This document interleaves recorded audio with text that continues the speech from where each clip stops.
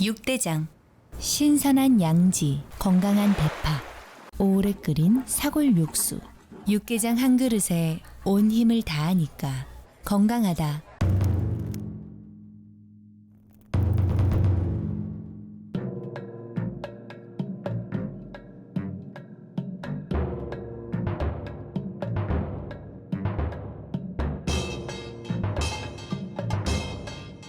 육개장은 육대장.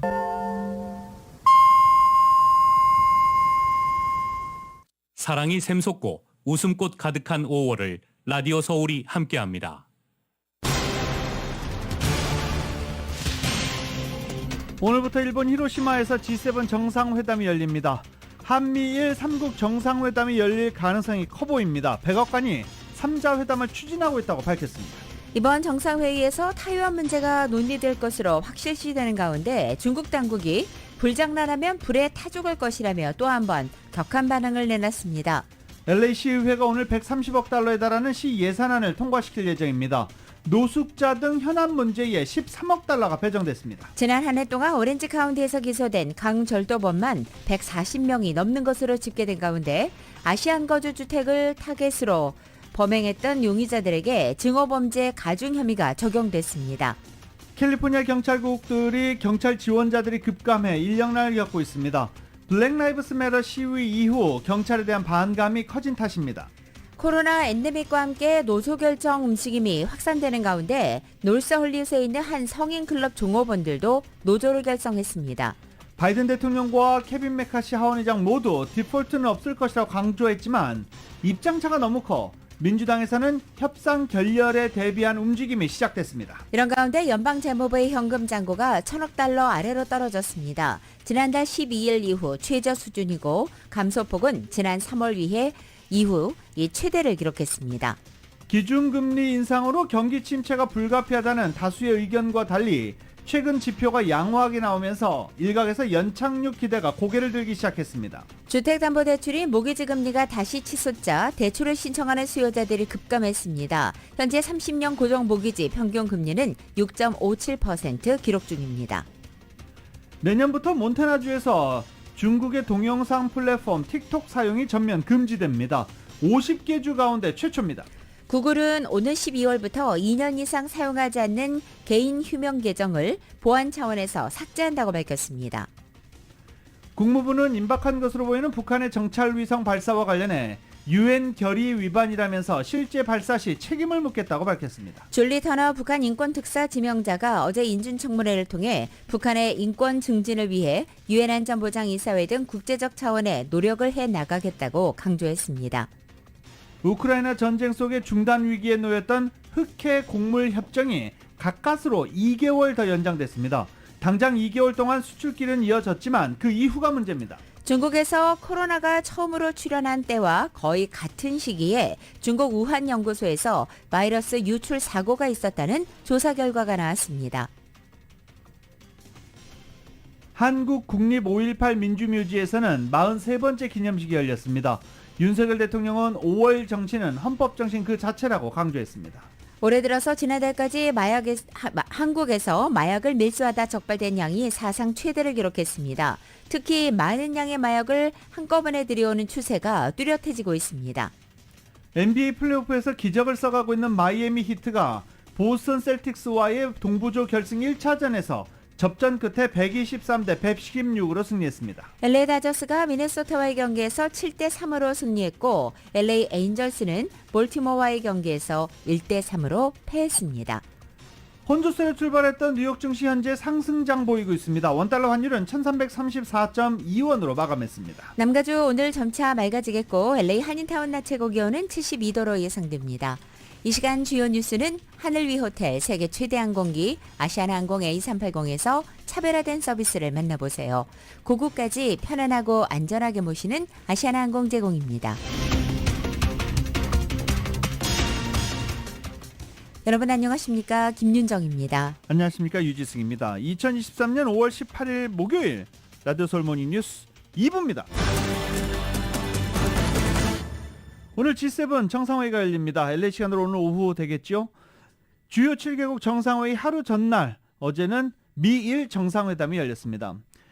기시다 후미오 일본 총리는 미일 회담 중에 이달 7일부터 8일 한국을 방문했던 것을 언급하면서 한일 관계를 더욱더 발전시키고 진전시킬 것이라고 말하자 바이든 대통령은 한일 관계 개선을 환영한다고 화답한 것으로 전해졌습니다. 미일 정상은 유엔 안전보장이사회 결의에 따른 북한의 완전한 비핵화를 위해 한미일 안보협력을 포함해 지역의 억지력 강화와 안보리 대응에 있어 계속 미일, 한미일에 긴밀히 협력하는 것에 일치한다라고 밝혔습니다. 이번 G7 정상회담 기간에는 한미일 3국의 정상회담이 열릴 가능성도 커 보입니다. 백악관 측은 일정이 빡빡하지만 3자 회담을 추진할 것이라고 밝혔고 다만 확답은 할 수 없다는 토를 달았습니다. YTN입니다. 미국 정부 관계자가 G7 기간에 한미일 정상회담을 추진하겠다는 입장을 밝혔습니다. 제이크 설리번 미 백악관 국가안보보좌관이 바이든 대통령이 G7 정상회의 참석을 위한 일본행 에어포스온 기내에서 언급한 내용입니다. 설리번 보좌관은 한미일 정상회담에 대한 취재진 질문에 이는 기본적으로 일정에 대한 문제라고 운을 뗐습니다. 이어 세 나라 모두 이에 대해 선의를 가지고 있으며 특히 미국의 지지로 한일 관계의 실질적 진전이 이루어졌고 한일 관계 강화는 강력한 3자 관계로 이어진다는 측면에서 특히 그렇다고 설명했습니다. 또 그런 만큼 빡빡한 일정 속에서 시간을 찾을 수 있다면 미국은 3자 회담을 추진할 것이라고 말했습니다. 다만 일정이 많기 때문에 어떤 확답도 할 수 없다며 여지를 남겼습니다. G7 정상회의와 관련해선 발표문에 중국의 경제적 강압 행위에 대한 주제가 포함될 것이라며 회의 기간 젤렌스키 우크라이나 대통령 참여도 있을 것으로 예상한다고 말했습니다. 바이든 대통령이 원폭 피해자를 위한 히로시마 평화공원 위령비를 방문해서 2차 대전 당시 미국의 원폭 투하에 대해서 사과할 가능성에 대한 질문도 나왔습니다. 이에 대해 설리번 보좌관은 바이든 대통령은 평화공원 방문 때 어떤 성명도 내지 않을 것이라고 강조했습니다. 바이든 대통령이 G7 이후 예정됐던 파푸아뉴기니와 호주 방문 일정을 취소한 여파로 중국의 부상 속에 인도태평양에서 관계 악화로 이어질 수 있다는 지적에 대해서는 현실을 반영하지 않는다고 반박했습니다. 그러면서 지난달 윤석열 대통령이 국빈 방미했고 역사적인 워싱턴 선언을 이끌어냈으며 영국, 호주와는 60년 만에 처음으로 핵 잠수함 관련 국방 파트너십을 발표한 점을 언급했습니다. 우리나라를 비롯해 영국, 호주 등 우방과의 긴밀한 협력 체계가 만들어져 있어서 인도태평양 안보 상황에 이상이 없다는 점을 강조한 것으로 풀이됩니다. 지금까지 국제부에서 YTN 황보현입니다. 이번 G7 정상회의에서 타이완 문제가 논의될 것으로 확실시됩니다. 중국 당국이 또 불장난하면 불에 타 죽을 것이다 라면서 격한 반응을 내놨습니다. KBS입니다. 중국 외교부는 G7 정상회의에서 타이완 문제를 논의하는 것 자체가 평화와 안정에 더 큰 타격을 초래할 뿐이라며 막말에 가까운 반응을 쏟아냈습니다. 불장난하면 불에 타 죽는다는 말은 중국 당국이 윤석열 대통령의 외신 인터뷰에 대해서도 썼던 표현입니다. 중국 관영 매체들은 G7 정상회의를 주최하는 일본에도 화살을 돌렸습니다. 인민일보는 일본이 미국의 아시아 태평양 패권 수호의 선봉에 있다며 중국 내정에 대한 난폭한 간섭이라고 비난했습니다. G7 국가들의 중러 견제 속에 시진핑 주석은 실크로드 시작점인 시안에서 중앙아시아 5개국 정상들과 다자회의를 가졌습니다. 카자흐스탄, 우즈베키스탄 등 구소련에서 독립한 중앙아시아 5개국으로 중국이 주도하는 경제안보 협력사업 1대1로 참여 국가들입니다. 이번 회의 기간 철도와 가스관 확장을 포함해 8조 원에 달하는 경제 협력 방안이 논의될 것으로 보입니다. 중국에 집결한 중앙아 5개 나라들도 러시아 우크라이나 전쟁으로 안보 위협이 커지면서 중국과 협력을 확대하는 모양새입니다. 미국 중심의 기존 국제 질서의 변화를 시도하고 동시에 높아진 중국의 위상을 과시하려는 의도가 있어 보입니다. 중국의 1대1로 사업에 참여하고 있는 이탈리아는 이번 G7 회의 기간 동안 1대1로 탈퇴를 논의할 것으로 보입니다. 이번 G7 회의를 기점으로 미국과 중국의 패권 경쟁이 더욱 심화되는 분위기입니다. 베이징에서 KBS 뉴스 김효신입니다. 토니 블링컨 미 국무장관이 다음 주 초에 바이든 대통령을 대신해서 남태평양 도서국인 파푸아뉴기니를 방문한다고 백악관이 오늘 아침 밝혔습니다. 백악관은 오늘 아침 이 성명을 통해서 19일부터 22일까지 G7 정상회의 참석자 일본으로 향한 바이든 대통령이 전용기 안에서 제임스 마라페 파푸아뉴기니 총리와 직접 통화했다며 이 같은 내용을 밝힌 것입니다. 바이든 대통령은 연방의회가 연방정부 부채 한도 상향 문제를 놓고 돌파구를 찾지 못하는 상황이 디폴트로 이어지지 않게 하기 위해서 워싱턴으로 다시 돌아올 수밖에 없는 상황이라고 설명하기도 했습니다. 또 미국과 태평양 도서국의 협력 관계를 새롭게 구축하겠다는 약속을 재확인하면서 토니 블링컨 국무장관이 바이든 대통령을 대신해서 파푸아뉴기니 수도에서 열리는 태평양 도서국 포럼 PIF에 참석한다고 전했습니다. 백악관은 이번 회의에서 기후변화 대응과 교역 확대, 해양 안보 강화 등 주요 현안과 관련된 미국과 태평양 도서국 간의 협력을 심화하는 방안이 논의된다고 강조했습니다. 당초 바이든 대통령은 현직 미국 대통령으로서는 처음으로 파푸아뉴기니를 방문할 예정이었습니다. G7 정상회의 참석을 마친 뒤에 미국, 일본, 호주, 인도의 안보 협의체인 쿼드 정상회의 참석차 호주로 이동하는 길에 이 파푸아뉴기니를 찾으려 했던 것입니다. 한편 이 같은 움직임은 최근 남태평양 지역에서 중국의 영향력 확대를 차단하기 위한 미국의 외교적 노력의 하나로 풀이되고 있습니다. 미국 정부가 중국과 대화 재개를 위해서 토니 블링컨 국무장관 등 고위 인사들의 방중을 추진 중이라고 CNN이 보도했습니다. 중국과 밀린 현안을 논의하기 위해서 고위급 인사들의 방중을 추진하는 것인데요. 현재 방중을 추진하는 고위급으로는 블링컨 장관 외에 제닛 옐런 재무부 장관, 지나 러먼드 상무장관, 존 케리 기후특사 등 4명이 거론되고 있습니다. 누가 먼저 중국을 방문할지 그 시기가 언제가 될지는 아직 알 수 없는 상황입니다. 우크라이나 전쟁 속에 중단 위기에 놓였던 흑해 곡물 협정이 가까스로 2개월 더 연장됐습니다. 러시아가 내걸었던 협정 만료일을 하루 앞두고 이 합의가 나오면서 흑해를 통한 곡물 수출길이 끊어지지 않게 됐습니다. Y10입니다. 러시아가 우크라이나를 침공한 뒤에도 흑해를 통한 곡물 수출을 보장했던 흑해 곡물 협정이 중단 위기를 넘겼습니다. 에르도안 튀르키예 대통령은 러시아가 내건 협정 만료일 하루 전 TV 연설을 통해 합의 사실을 공개했습니다. 그는 러시아와 우크라이나 정상들과 유엔 사무총장에게 감사를 표시했습니다. The confirmation by the Russian Federation to continue its participation in the Black Sea Initiative for another 60 days. I welcome this decision. The continuation is good news for the world. 당사국들도 협정 연장을 확인했습니다. 우크라이나는 합의를 환영한다면서도 러시아가 식량을 무기화하며 협박한다고 비판했습니다. 러시아는 도움이 필요한 나라를 위해 합의했지만 곡물 협정에 대한 부정적 평가는 그대로라고 밝혔습니다. 러시아는 그동안 2차례에 걸쳐 협정을 연장하면서도 자국산 농산물과 비료 수출이 보장되지 않고 있다며 요구사항을 내걸어왔습니다. 러시아와 우크라이나는 전쟁 발발 이후 흑해 봉쇄로 고조된 세계 식량난을 완화하기 위해 지난해 7월 유엔의 중재로 곡물 협정을 맺었습니다. 주요 곡물 수출국인 우크라이나가 전쟁을 휘말리자 세계 곡물값이 급등했고 상당수 빈국은 식량난에 봉착했습니다. YTN 차정윤입니다.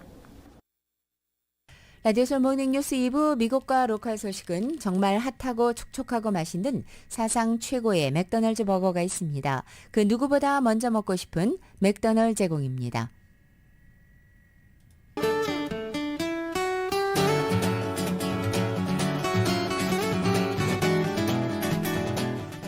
5월 18일 목요일 남가주의 날씨입니다. 오늘은 어제보다 맑아지겠고 낮 기온 어제와 비슷하겠습니다. 오늘 이른 아침 출근길 역시 다소 흐린 하늘로 시작하고 있지만 오늘은 오전 중에 점차 구름이 거쳐 해가 나기 시작하겠고 오후 내내 맑은 날씨 유지할 것으로 보입니다. 금요일인 내일도 오늘 같은 날씨 패턴 반복됩니다. 그리고 이번 주말을 포함해 다음 주 중까지도 당분간은 오전에 흐리다 점차 맑아지는 패턴 이어지겠습니다. LA 한인타운의 오늘 낮 최고 기온이 72도, 밤 최저 기온 60도, 오렌지 카운티 지역은 73도, 61도, 밸리와 일랜드 엠파이어 지역은 80도, 56도, 해안 지역은 63도, 57도 예상됩니다. 한국 오늘 오전까지 비가 내리다 흐리다 점차 맑아지겠고 서울의 오늘 아침 최저기온은 61도, 낮 최고기온은 83도 예상됩니다. 라디오 서울 모닝뉴스 2부 이 시간은 1250만 불 교통사고 최고 보상, 교통사고 전문 천재 변호사 리차드 호프만, 신용의 상징 유한양행 건강식품과 누구나 젊어지는 얼굴 피부과학 셀리온, 메디케어 시니어를 위한 전문의 허가가 아주 빠른 한인 최고 최대의 서울 메디칼 그룹, 총 20억 달러의 승소, 크고 작은 교통사고와 상해 브라이언 타필라와 CG러, 고객 한 분 한 분과의 릴레이션십을 생각합니다. 당신의 든든한 금융 파트너 CBB뱅크 공동 제공입니다.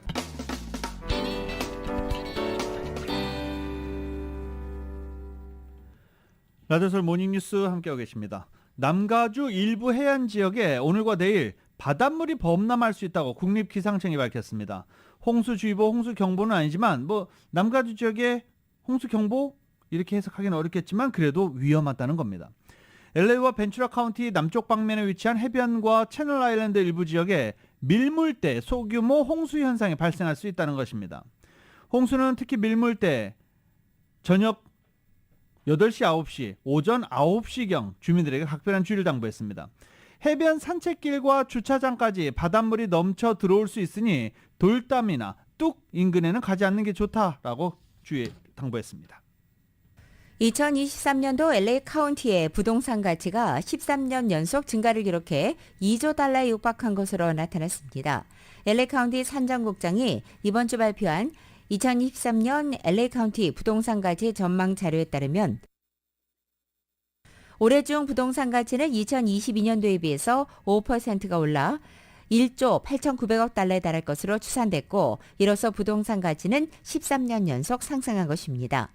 제프리 프랭 산정국장은 이 같은 상승세는 부동산 소유주는 물론이고 징수된 재산세로 각종 공공서비스 지원을 마련하는 LA 카운티 정부에도 매우 기쁜 소식이 될 것이라고 말했습니다. 우버 앱이 없어도 우버를 호출할 수 있습니다. 우버가 뉴욕에서 연례 이벤트 행사를 열고 이런 새로운 기능을 출시한다라고 밝혔습니다. 스마트폰 없거나 우버 앱 없어도 전화를 통해서 우버를 호출할 수 있는 것입니다. 1833 use 우버 이렇게 누르면 되는데요. 다라 코스로샤의 최고 경영자는 나의 장모님처럼 휴대전화나 앱을 이용해 우버를 호출하는 데 익숙치 않은 사람들이 있다며 이보다 더 쉬운 방법을 찾았다라고 말했습니다. 또 10대들도 차량 서비스와 배달을 요청할 수 있게 됩니다. 우버는 이를 위해 부모나 보호자 승인을 받은 가족 계정도 함께 출시했습니다. 부모는 모든 차량 서비스 요청과 함께 배달 주문을 실시간으로 추적할 수 있습니다. 또 뉴욕과 LA에서는 차량 호출할 때 어린아이들을 위한 카시트도 요청할 수 있도록 했다라고 밝혔습니다. 경찰에 대한 젊은 층의 부정적 시각으로 인해서 현재 경관 리크루트에 모든 힘이 더 들어가고 있다고 알려지고 있습니다. 멕시칸 마피아 갱단 두목금들이 체포된 소식이 들어와 있습니다. 로컬 소식 이은 기자가 정리해드립니다. 가준의 경찰국들이 2020년의 조지 플로이드 사건으로 인해 경관 지원자들이 줄어들면서 극심한 인력난을 겪고 있습니다. 특히 경찰을 향한 부정적인 시선이 경관 지원을 꺼리게 만드는 가장 큰 원인으로 지적되었습니다. 리버사이드 경찰국장은 조지 플로이드 사건이 터진 2020년 당시 전국적으로 치안당국을 향한 부정적인 감정이 고조되면서 경찰이라는 커리어가 좋은 직업이라고 말하기 정말 어려웠다고 당시 상황을 전했습니다. 경찰에 대한 혐오적인 시각이 늘어나면서 기존의 경관들이 근무하기 어려운 상황인데다 신입 경관들을 뽑는 데에는 더 큰 어려움을 작용했다는 것입니다.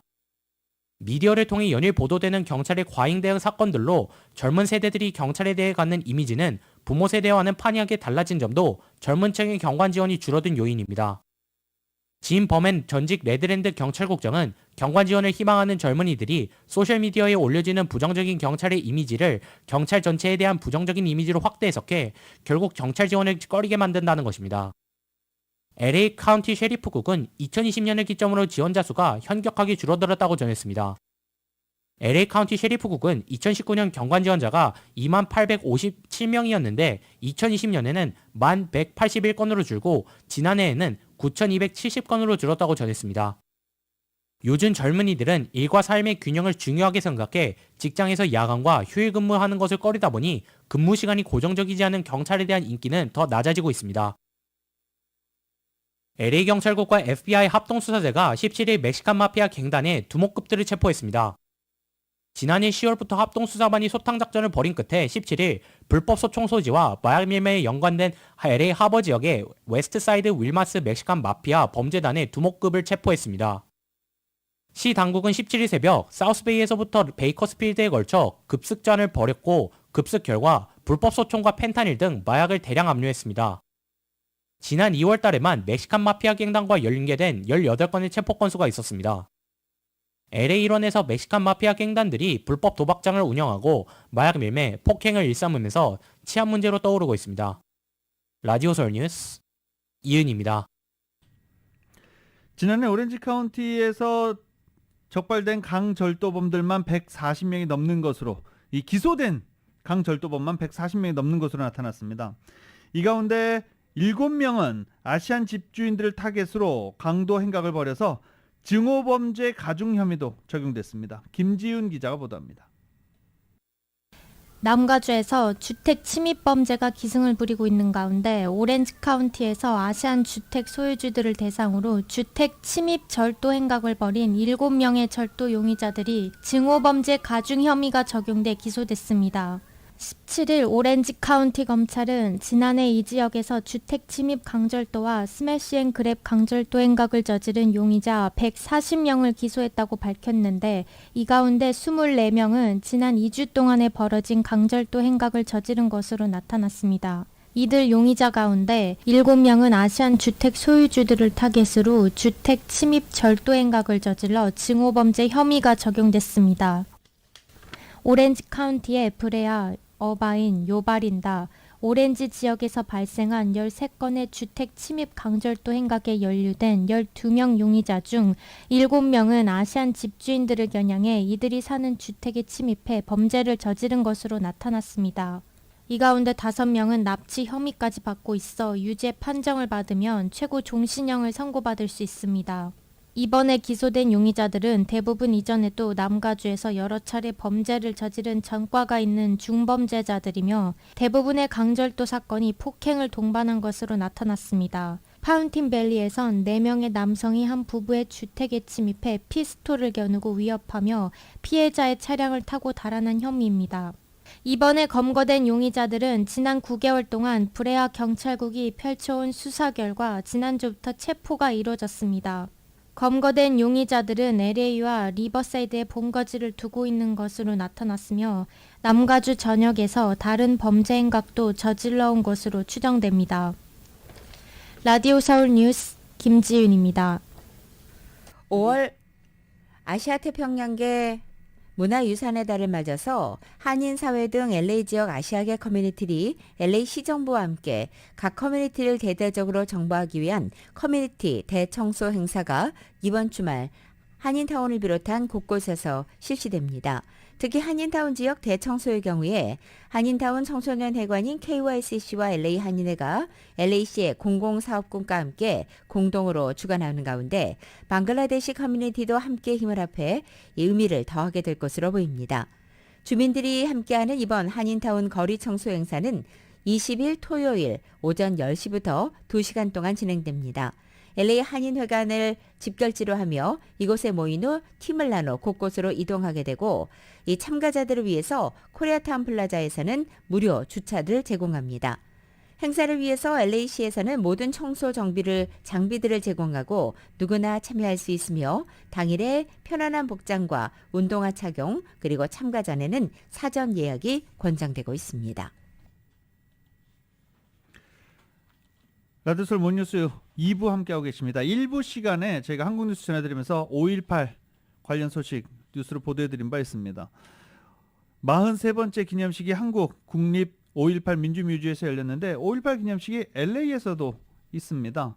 LA 5.18 기념사업회가 5.18 민주화운동 43주년 기념식을 오늘 개최한다고 밝혔습니다. 오늘이 18일이죠. 오늘 오후 5시 30분 LA 한국교육원 정실관에서 진행됩니다. LA 한국교육원은 680 윌셔 블루버드에 있습니다. 주최 측은 5.18은 국가기념일이라며 행사에 많은 관심과 참여 부탁드린다라고 밝혔습니다. 코로나 팬데믹을 거치면서 노조 결성 움직임이 확산되고 있는 가운데 놀스 헐리우드에 있는 한 스트립 클럽에서도 스트리퍼들이 노조를 결성했습니다. 정유로 기자가 전해드립니다. 코로나 팬데믹 속 아마존 등 대기업에서 시작된 노조 결성 움직임이 LA 한인타운 한식당 개화와 웅진 코웨이, LA 한남 체인 등으로 확산된 가운데 이번에는 놀스 할리우드의 한 스트립 클럽에서 스트리퍼들이 노조를 결성해 화제입니다. 놀스 할리우드에 위치한 스트립 클럽 스타가든에서는 지난 15개월 동안 노조 결성을 주도하는 스트리퍼들과 스트립 클럽 업주 간의 줄다리기가 있었는데 클럽 측이 최근 더 이상 노조 결성을 위한 직원 표결에 대해 이의를 제기하지 않기로 하면서 이 클럽은 스트리퍼들의 노조 결성을 눈앞에 두게 됐습니다. 현재 이 클럽의 스트리퍼 19명이 노조원으로 가담할 예정으로 18일 전미노동관계위원회가 노조 결성을 지지하는 직원 표결을 인준하면 노조 결성이 이뤄지게 됩니다. 스타가든의 노조 결성은 단순히 한 업소에 국한된 것이 아니고 스트립클럽 전반에 영향을 줄 수 있는 케이스로 지적됩니다. 스트리퍼들이 노조 결성을 원하는 이유는 주로 손님들과의 갈등 때문입니다. 만취한 손님들이 스트리퍼들을 마구 대하는 경우가 많은데 업소 측은 고객들의 기분을 거스르기 원치 않아 이를 방관하는 분위기인데다 불평하는 스트리퍼들에게는 업주들이 일감을 주지 않는 방향으로 보복하면서 노조를 결성하기로 나선 것입니다. 이번 스트리퍼들의 노조 결성은 미 전국에서 1996년 이래로 첫 번째 사례로 기록됩니다. 지난 1996년에는 샌프란시스코에 있는 러스티 레이디 핍쇼라는 스트립 클럽에서 스트리퍼들이 노조를 결성한 적이 있습니다. 스트리퍼들은 인종이나 몸매, 머리 색깔에 대한 차별을 받기도 하고 직장 내 안전을 업주에 요구한 후 밉보여 해고되는 경우도 있습니다.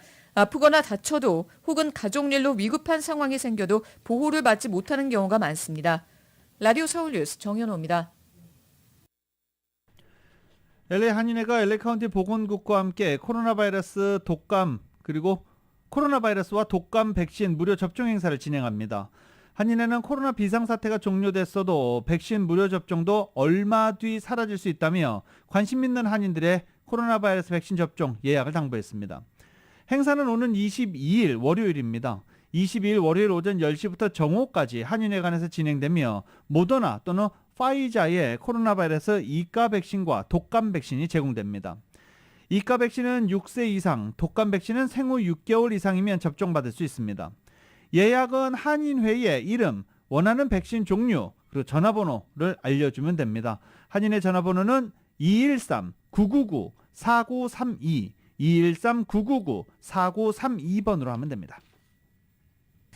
뉴욕시에서 5년 전 할로윈을 공포에 떨게한 극단주의 테러범에게 복수의 종신형과 징역 260년의 중형을 동시에 선고받았습니다. 뉴욕 남부연방지법원은 어제 살인과 테러 등 혐의로 기소된 우즈베키스탄 출신의 사이플로 사이포프에게 10개의 종신형과 징역 260년형을 선고했습니다. 우즈베키스탄 출신의 이주민인 사이포프는 헬로윈데이였던 2017년 10월 31일 뉴욕시 허드슨강 주변 자전거길에서 픽업 트럭을 고속으로 몰아 8명을 살해하고 12명을 다치게 한 혐의를 받습니다. 이번 재판에서 사형 선고가 내려질 줄 두고 관심이 쏠렸지만 배심원단에서 받아들여지지 않았습니다. 재판부가 사형을 선고하려면 배심원단이 모두 만장일치로 사형을 권고해야 하기 때문입니다. 라디오 서울 모닝뉴스 2부 듣고 계시는 지금 시각 8시 31분 향해 가고 있습니다.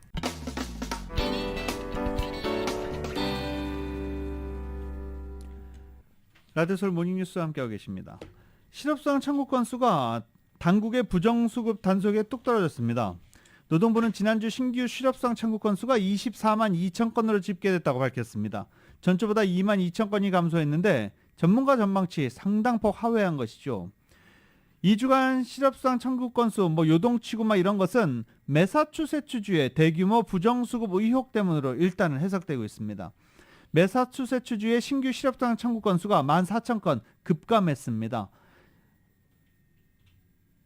부정수급 단속 이후 다시 실업상 청구 건수가 줄어들었다는 점에서 노동시장은 아직 견고하다는 분석도 나오고 있습니다.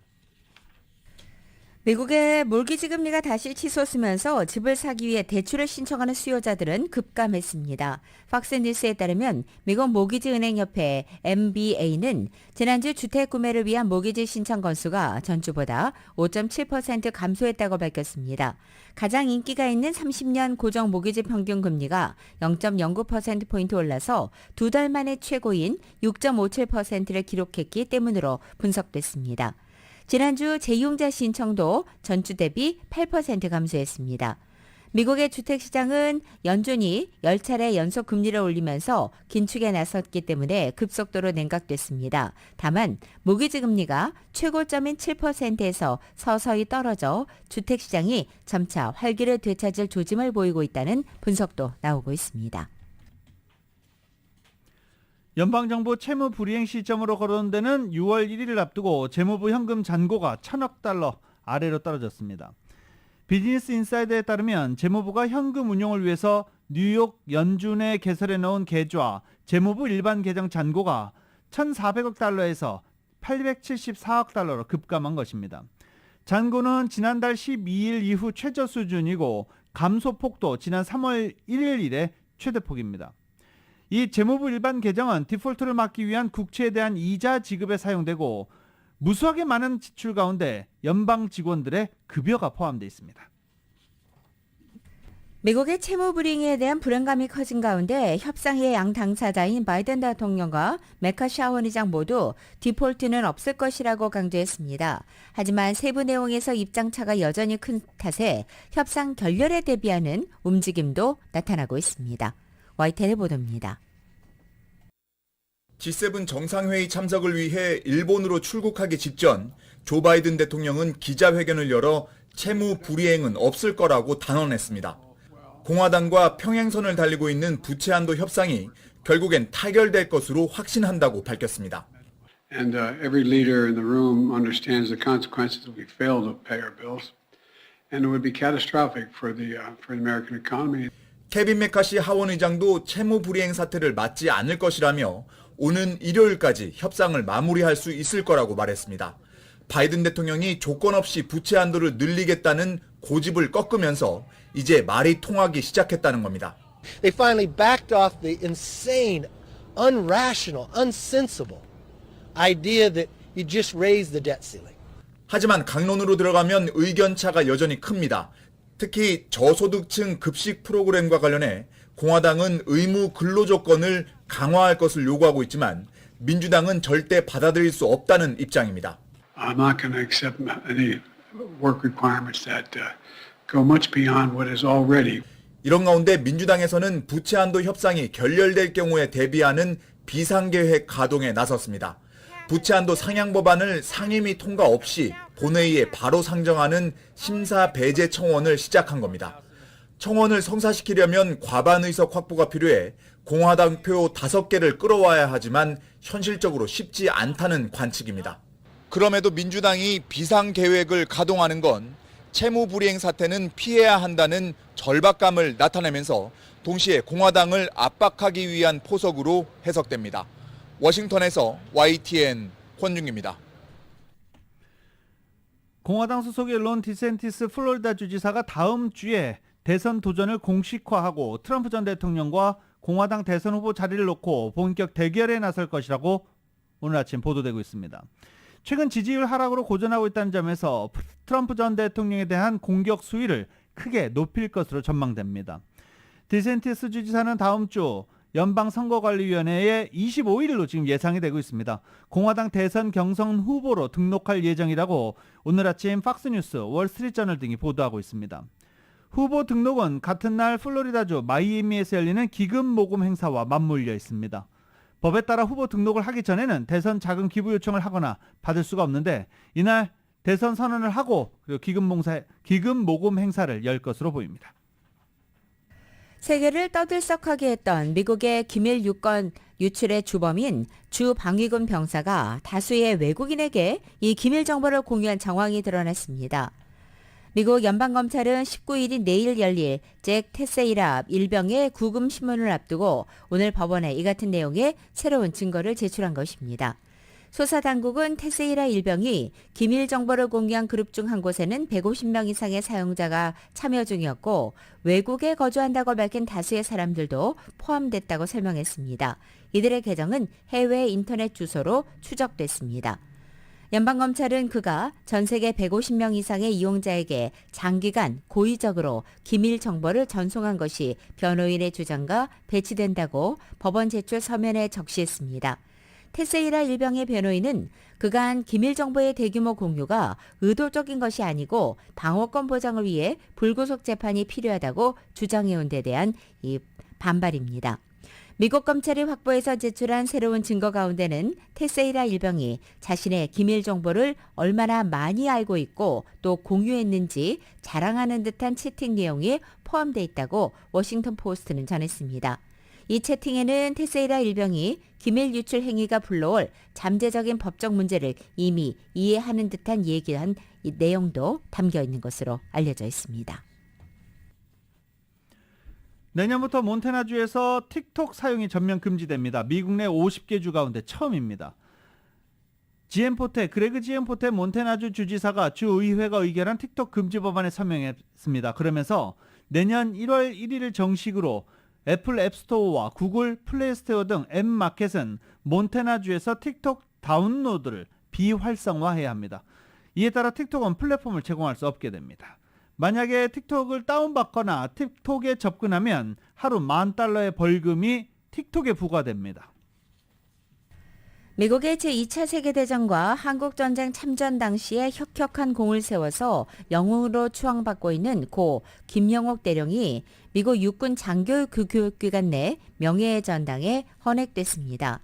미국 육군기지 포트 레버노스에 있는 미 육군 연합병과 센터가 지난 17일 페이스북을 통해서 작고한 김영옥 대령과 스탠리 체리 준장이 미 육군지휘 참모학교의 명예의 전당에 16일자로 헌액됐다고 밝혔습니다. 헌액 기념식은 16일 텍사스주 이 포트 레버너스 내에서 열렸고 헌액된 김용옥 대령 등에게는 세계대전 군사령부의 명예 증서도 수여됐다고 센터 측은 밝혔습니다. 명예의 전당에 있는 이 학교는 미 육군 소령과 일부 동맹국가 장교 등을 대상으로 다른 부대나 기관 또 정부 등과 함께 다양한 작전을 수행할 수 있는 지도자로 양성하는 미국 육군 내의 대표적인 교육기관입니다.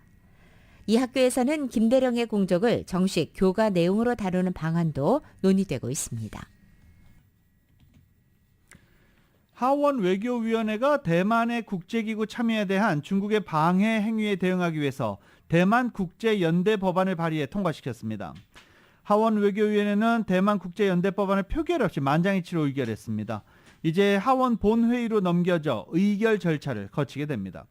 대만 국제연대 법안은 유엔 총회 결의 제2758호가 유엔에서 중국의 대표 문제를 다룬 것이며 대만의 유엔 참여나 유엔과 관련한 국제기구 참여 문제와는 관련이 없다는 점을 명시하고 있습니다. 유명인들을 쫓아다니면서 사생활을 찍어대는 사진사 파파라치들과 영국의 해리 왕자 부부가 자동차 추격전을 벌이다가 사람들이 다칠 뻔한 일이 있었습니다. 해리 왕자의 어머니인 고 다이애나 비의 비극이 떠오른다는 반응이 잇따르고 있습니다. KBS의 보도입니다. 도로 한가운데 멈춰선 택시를 향해 파파라치들의 카메라 불빛이 쏟아집니다. 이들이 노리는 건 뒷좌석에 앉아있는 영국 해리 왕자 부부입니다. 경호원이 제지해도 파파라치들은 아랑곳하지 않습니다. 해리 왕자 부부는 한 자선단체 행사에 참석하고 집에 가던 길이었습니다. 경찰서로 피신하고 차를 버린 채 택시까지 잡아탔지만 파파라치들을 따돌리지 못했습니다. 2시간가량 이어진 추격전은 경찰의 도움을 받고서야 끝났습니다. Prince Harry and his wife were hopping into my cab, and as we went a block, we got blocked by a garbage truck, and all of a sudden paparazzis came and started taking pictures. 추격 과정에서 다른 운전자, 행인, 경찰까지 다칠 뻔했다는 증언이 나오면서 파파라치들을 향한 비난이 잇따랐습니다. Public safety must always be at the forefront. New York City is different from a small town somewhere. You shouldn't be speeding anywhere, but this is a densely populated city. 해리 왕자 측도 재앙에 가까운 일이었다며 공인에 대한 관심 때문에 다른 사람의 안전을 위협해서는 안 된다고 강조했습니다. 일각에선 프랑스 파리에서 파파라치를 따돌리려다가 교통사고로 숨진 해리 왕자의 어머니 고 다이애나 비가 떠오른다는 반응까지 나왔습니다. It just reminds you of like all the other scenes you've seen in the past with Prince Harry's mother, and it was just really upsetting. 해리 왕자는 어머니의 죽음 이후 파파라치들의 과도한 행태를 여러 차례 비판했습니다. KBS 뉴스 김민정입니다.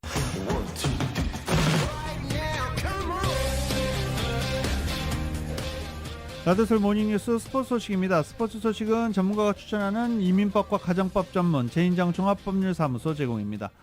어제 LA 다저스가 미네소타 트윈스와의 경기에서 7대3으로 승리했습니다. 3대3으로 맞서고 있던 7회 말 2사 말루. Rookie and James Outman who lifts a fly ball to center field. It sends Taylor back on the track at the wall. Grand slam! Dodgers take a 7-3 lead. 407 feet over the wall. In straightaway. 이 신인이죠. 아웃맨 선수가 어제 7회에 말루 홈런을 터뜨리면서 다저스가 6연승 후 1패 그리고 다시 말루 홈런으로 어제 미네소타를 7대3으로 꺾었습니다. 다저스는 오늘부터 이제 기나긴 원정 경기에 들어갑니다. 세인트루이스 카디널스와의 경기를 시작으로 원정 10연전에 나서게 됩니다. 샌디에고의 김하성 선수가 공격과 수비 모두 눈부신 활약을 펼쳤지만 팀은 아쉽게 지고 말았습니다. YTN의 보도입니다. 샌디에고의 김하성이 2회 첫 타석부터 날카로운 타구를 만들어내며 좌전 안타로 출루합니다. 4회 두 번째 타석에서도 볼넷을 골라낸 김하성. 6회에는 다시 안타로 출루한 뒤 후속 타자의 적시타를 틈타 홈까지 밟았습니다. 7회에도 볼넷으로 걸어나가며 4번이나 출루하는 만점 활약을 펼쳤습니다. 수비에서도 재치 넘치는 판단으로 홈팬들의 박수를 받았습니다. 느린 땅볼 타구를 잡은 뒤 몸을 던져 3루에서 주자를 태그아웃으로 잡아냈습니다. 공수에 걸친 김하성의 활약에도 샌디에고는 어이없는 플레이를 거듭하며 아쉬운 패배를 당했습니다. Very frustrating afternoon for the Padres. They had plenty of opportunities to score. 마이애미의 지미 버틀러가 경기 종료 1분을 남기고 석점슛을 꽂아 넣으며 승부의 쐐기를 박습니다. 35득점을 올린 버틀러를 앞세워 정규리그 8위로 플레이오프에 턱걸이한 마이애미는 동부지구 결승 첫 경기까지 잡는 이변을 이어갔습니다. 클레이 코트의 제왕 라파엘 나달이 이달 말 메이저 대회 프랑스 오픈에 불참할 전망입니다. 고관절 근육 파열로 2번의 시술까지 받은 만큼 기자회견을 통해 관련 소식을 전할 계획인데 은퇴 가능성까지 제기되고 있습니다. YTN 허정원입니다. 지금 PGA 투어 PGA 챔피언십이 경기 1라운드 진행 중에 있습니다. 현재 1라운드 이 지금 올해 두 번째 메이저 대회죠. PGA 챔피언십 2라운드가 진행 중인데 아직 많은 선수들이 티샷 하지는 않은 상태입니다. 이런 가운데 가즈키 히가라는 일본 선수가 3언더파 단독 선두로 현재 10번 홀 지나고 있습니다. 그 뒤를 이어서 영국의 컬린 타이런이 2언더파 단독 2위에서 4번 홀 지나고 있고요. 그리고 1언더파 그룹이 상당히 많습니다. 이제 막 티샷을 했기 때문에 뭐 선수들 누가 잘한다, 누구 뭐 우승 가능성이 있다 이렇게 말하기는 조금 애매한 상황이긴 합니다. 저스틴 서 선수가 1언더파 공동 3위 그룹에 포진돼 있고요. 포함되어 있고요. 그리고 이경훈 선수가 2분파 공동 19위에서 현재 9번 홀 지나고 있습니다. 또 관심을 끌고 있는 임성재, 김시우 선수 등은 아직 티샷하지 않은 상태입니다. PGA 챔피언십은 올 시즌 두 번째 PGA 투어 메이저 대회입니다. 유럽 챔피언스리그 4강 2차전에서 지구 최강팀 맨체스터 시티가 레알 마드리드를 꺾고 결승에 올랐습니다. 맨시티 감독은 변화무쌍한 공격 전술로 레알 마드리드를 90분 내내 숨막히게 했다는 분석입니다. KBS의 보도입니다. 맨시티의 괴물골잡이 혼란의 헤더를 쿠르토아가 동물적인 감각으로 막아냅니다. 홈에서 작정하고 공격을 몰아치던 맨시티는 실바의 골로 포문을 열었습니다. 수비의 빈 곳을 찌르는 더브라이너의 넓은 시야와 실바의 침착함이 빚어낸 합작품이었습니다. 크로스의 강력한 중거리 슛으로 반격에 나선 레알 마드리드는 전반 36분 실바에게 멀티골을 내주면서 무너졌습니다. 후반 36분 아칸지의 헤더가 밀리탕을 맞고 세 번째 골로 연결되면서 레알 마드리드는 전의를 상실했습니다. 종료 직전에 터진 알바레스의 쐐기골로 맨시티는 2년 만에 챔피언스리그 결승으로 가는 티켓을 손에 쥐었습니다. Get your passports ready! Book your flights! We're going to Istanbul for the final! Always an unbelievable occasion. I've only played it once, and the outcome wasn't very happy for me. Let's try and change that. 맨시티의 과르디올라 감독은 수비 자원인 스톤스를 로드리와 함께 중앙 미드필더로 투입했는데 스톤스는 엄청난 활동량으로 상대 진영을 휘저으며 대승을 뒷받침했습니다. It was so painful last season. When the people say lack of character of these players, during 1 year we show again how special this group of players they are. 압도적인 경기력으로 레알 마드리드를 침몰시킨 맨시티는 다음 달 11일 인터밀란과 대망의 결승전을 치릅니다. KBS 뉴스 손기상입니다. 방금 전에 그 NBA 플레이오프 소식 전해드리긴 했었죠. 마이애미가 보스턴을 123대 116으로 꺾고 먼저 동부조 결승에서 1승을 챙겼다라고 소식 전해드렸습니다. 마이애미는 원정 경기에서 귀중한 1승을 챙겼습니다. 지미 버틀러, 제가 열심히 밀고 있는 선수죠. 네, 지미 버틀러 과연 이번에는 챔피언십 결정전에서 좋은 모습 보일 수 있을지, 일단 동부조 결승을 통과하는 게 우선입니다. 서부조 결승은 오늘 펼쳐집니다. LA 레이커스와 덴버 너기츠 간의 2차전 경기 덴버에서 펼쳐지고요. 덴버가 1승으로 앞서 있는 상황입니다. LA 레이커스가 과연 덴버에서 1승이라도 거두고 크립토닷컴 아레나 LA로 돌아오게 될지 아니면 2연패를 당하고 오게 될지, 이 경기는 2차전 서부조 결승 2차전 경기는 오늘 오후 5시 30분 ESPN을 통해서 보실 수 있습니다.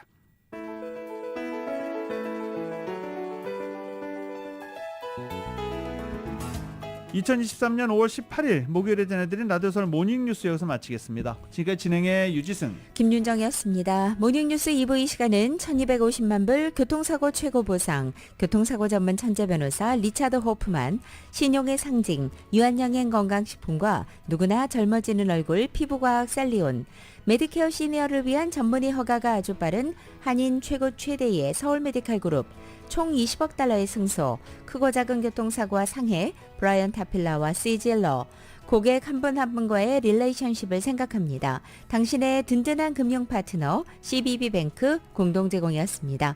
잠시 후 9시에는 강혜신의 오늘의 미국이 방송됩니다. 함께해 주신 여러분 고맙습니다.